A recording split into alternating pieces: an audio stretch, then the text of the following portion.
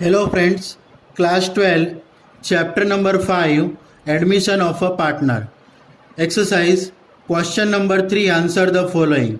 उसमें 5th number का सम A, B and C are partners sharing profit and loss in the ratio of 5:3:2. मतलब कि A, B और C partnership firm चला रहे हैं और उसमें जो प्रॉफिट और लॉस है वो कितने रेशियो में ले रहे हैं, 5:3:2 में. Okay, they admitted D as a partner. वो डी को नए पार्टनर के तौर पे लेते हैं. अब जब डी को पार्टनर के तौर पे लेते हैं तो ए और बी को सेक्रीफाइस करना पड़ता है. देखो ए को कितना सेक्रीफाइस करना पड़ता है. A sacrifice 1/20 from his share. ए जो होता है अपने हिस्से का 1/20 किसको दे रहा है, डी को दे रहा है. और B sacrifice 3/40 from his share in favour of D. D को कितना दे रहा है बी, 3/40. तो हमको क्या फाइंड करना है, डी के आने के बाद उनका new profit and loss sharing ratio find करना है और सेक्रीफाइस रेशियो फाइंड करना है. ओके, तो हम सबसे पहले सेक्रीफाइस रेशियो फाइंड करते हैं.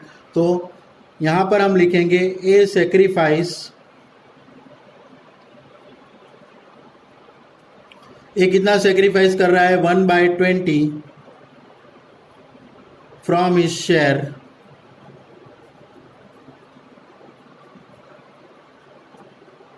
एंड बी सेक्रीफाइस कितना दे रहा है बी, 3/40 फ्रॉम हिज शेयर. और किसको दे रहे हैं, दोनों डी को दे रहे हैं. तो यहां पर हम लिखेंगे इन फेवर ऑफ डी.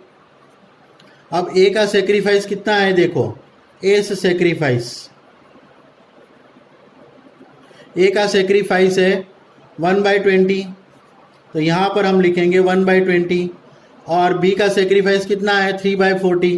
तो यहाँ पर हम लिखेंगे बी से सेक्रीफाइस. बी का सेक्रीफाइस आएगा 3/40.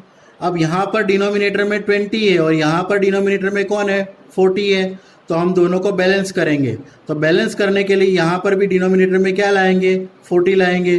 तो यहाँ पर 40 लाने के लिए यहाँ पर 20 को 2 से मल्टीप्लाई करेंगे और यहाँ पर 2 से मल्टीप्लाई किया है तो यहाँ पर भी बैलेंस के लिए 2 से मल्टीप्लाई करेंगे.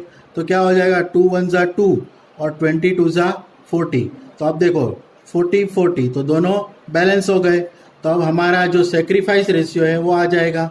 तो यहाँ पर हम लिखेंगे sacrifice ratio of A and B कितना आएगा, 2:3. ओके, अब हम फाइंड करेंगे new profit and loss sharing ratio. तो यहाँ पर हम टाइटल लगा देंगे new profit and loss sharing ratio.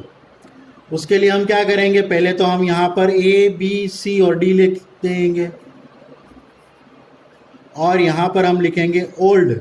Old कितना था, ए का ओल्ड कितना था, देखो अब ए बी और सी कितना रेशियो में ले रहे थे, 5:3:2 में. मतलब ए का 5, बी का 3 और सी का कितना था, 2 था. और टोटल कितना होता है, 5 + 3 + 2 कितना हो जाएगा, 5 + 3 8 + 2 10 हो जाएगा. तो ए का ओल्ड रेशियो कितना था, 5/10. उसी तरह से बी का कितना था, 3/10 और सी का कितना था, 2/10. और डी क्योंकि न्यू पार्टनर है इसलिए इसका तो ओल्ड था ही नहीं. ओके, अब इसमें से हम क्या फाइंड करेंगे, सेक्रीफाइस रेशियो निकाल देंगे. सेक्रीफाइस रेशियो हटा देंगे. ए कितना सेक्रीफाइस कर रहा था, 1/20. तो हम यहाँ पर लिखेंगे 1/20. बी कितना सेक्रीफाइस कर रहा था, 3/40. तो हम यहाँ पर लिखेंगे 3/40. और सी कुछ भी सेक्रीफाइस नहीं कर रहा था इसलिए यहाँ पर लिखेंगे हम 0. ओके, अब देखो अब इसका माइनस करेंगे. 10 और 20 का एलसीएम आएगा, यहाँ पर साइड में निकाल लेते हैं 10 और 20. तो 2 5 ज़ा 10, 2 10 ज़ा 20. ओके, सो 2 5 2 5 ज़ा 10 और 5 1 ज़ा एंड 5 1 ज़ा. तो 5 2 ज़ा 10, 2 ज़ा 20. तो एलसीएम आएगा 20. तो यहाँ पर हम लिखेंगे 20. ओके 20 डिवाइड बाय 10 तो यहाँ पर आएगा 2, उसी तरह से 20 डिवाइड बाय 20 तो यहाँ पर आएगा 1, तो 5 2 ज़ा 10, 1 1 ज़ा 1, तो 10 में से 1 जाएगा तो कितना बचेगा 9 अपॉन में 20। उसी तरह से यहाँ पर भी 10 और 40 का एलसीएम इसी तरह से हम निकालेंगे तो कितना आएगा 40 आएगा, और 40 डिवाइड बाय 10 तो कितना आएगा 4, तो 4 3 ज़ा 12।